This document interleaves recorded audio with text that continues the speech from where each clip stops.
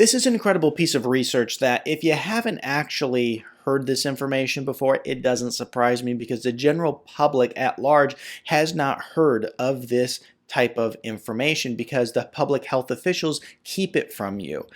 What I'm going to help you discover today is a very inexpensive way that you can naturally improve your immune system.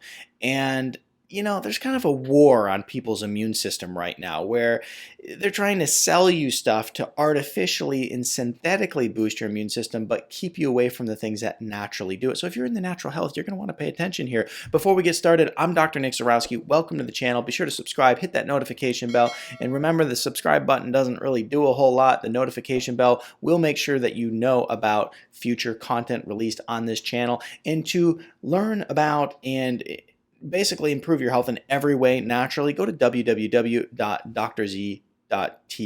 and that is going to be your answer for true natural health information. Let's dive into this. Low zinc levels at admission of the hospital, that is associated with poor clinical outcomes in SARS-CoV-2 infection. Wow, how come we have not heard this before? Let's go down to the abstract here, and I'm going to drop a few points in here, because we do need to know this. Serum zinc levels lower than 50, what they found is at admissions it correlated with worse clinical outcomes, okay? Longer time to reach stability and higher mortality. Incredible. I'm going to go right down to the conclusion of this article and we will discuss. The conclusion goes on to say, this work aims to focus clinical attention on serum zinc content in COVID-19 patients. Our analysis has shown a robust correlation between low serum zinc and COVID-19 severity and mortality. I mean, have you heard this? Put this in the comments below if you have heard this before, because quite frankly, I don't know why everybody isn't taking zinc right now if this is a concern of yours. The cause is likely to be a combination of immune system imbalance and direct benefit of viral replication. Thus, we propose serum zinc as a novel and additional parameter to predict COVID-19 outcomes. They're actually looking at zinc levels and proposing that if, hey, the person's got low zinc, they're going to have a bad outcome. If they have high zinc, they'll have a better outcome. It is then urgent to start clinical trials supplementing patients with low serum zinc at admissions with zinc to reestablish zinc homeostasis, basically bring the low zinc back up. And many people have, it's estimated that 2 billion people worldwide have low zinc levels.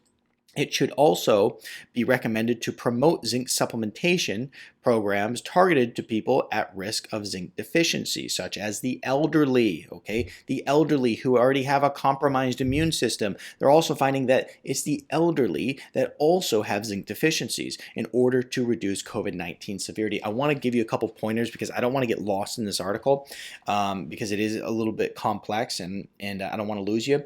But one of the things that they found is that the people who had a zinc deficiency had a 3 times lower or 3 times slower recovery rate. Okay, so that's incredible. It was 25 days instead of 8 days. So therefore, if you had the zinc deficiency and you got COVID, it took you 25 days to recover instead of 8. Truly incredible. Now that marker, remember that it was 50 milligrams per deciliter. If you were below 50 milligrams per deciliter, as I mentioned before, that is where they found to be the threshold of too low. Now, those who had a zinc deficiency had a 21% increase in mortality rate, and those who had normal zinc levels had 5% mortality rate, which is, obviously an enormous improvement. Now, why does zinc work so well? This is something we have to consider. Well, zinc works really well because it's an anti-inflammatory. It also is an antiviral.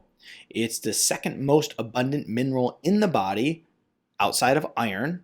Iron's first, zinc is second, and it's found in every cell in the body, and it encourages immune cell development, okay?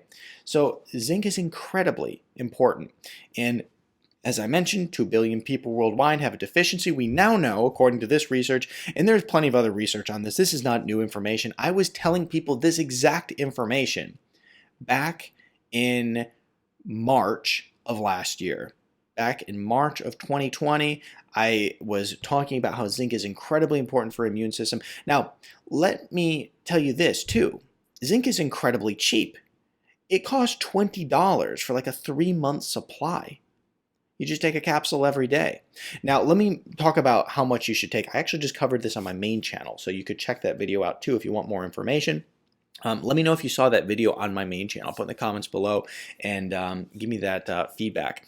Now, what they found is that those who were suffering from a condition, if they took about 75 milligrams of zinc while they were actually suffering, so if you had a virus and you took 75 milligrams per day, you shortened well, first of all, you stopped the viral replication, and then in return, that stopped you from being sick. Okay, so it basically shortened the amount of time you were sick by a huge amount. When they tested it on people who had the flu, it decreased the duration that they were sick by 33%, which is incredible. Now, when you take zinc and you look at all the benefits that it has, there's no reason that you shouldn't highly consider it in your day-to-day activity. Now, the other thing that we have to look at is how much should you take if you're not a sick person, right?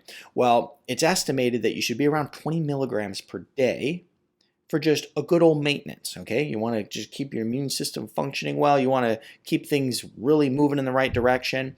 Keep yourself healthy, 20 milligrams per day. So if you're sick, the research was pointing to 75. If you're healthy, you have nothing going on, 20 per day, and is more of a preventative model to boost your immune system so that when you do get sick, then it protects you. Put in the comments too, do you take zinc? I'd love to know. Is this something that's on your daily regimen? Okay, I think right now it should be on everybody's. Now, the other thing that I want to point out that's just incredibly interesting, right? Because we have these people who get COVID, and some of them lose their taste and smell, some of them don't. And as a matter of fact, when my wife got COVID, yeah, she didn't lose her taste and smell at all. When I got it, that was one of the first things that happened. So it begs the question, is the loss of taste and smell more associated with a zinc deficiency? Because you know what zinc is actually good for? Zinc is important for both taste and smell. And that's why if you were to buy a liquid zinc, you can do something called a zinc challenge. If you dump some zinc in your mouth, and you let's say you buy a liquid one, you put it in your mouth, you hold it in your mouth for like 30 seconds. Now, if you taste a really strong metallic taste, then that means that you do not have a zinc deficiency. And if you can't taste it at all, that means you do have a zinc deficiency. Now, that's called a zinc challenge, and that's something that you can easily do. What I'll do is I'll put in the description a link to the zinc that I use.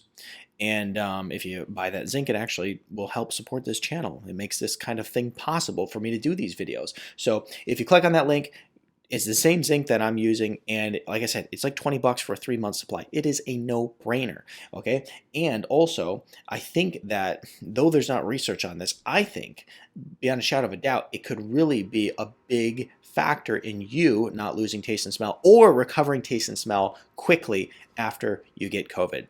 So make sure that you're using zinc if you want to improve your immune system naturally, and also check out all my other videos that can help you improve your health on the channel.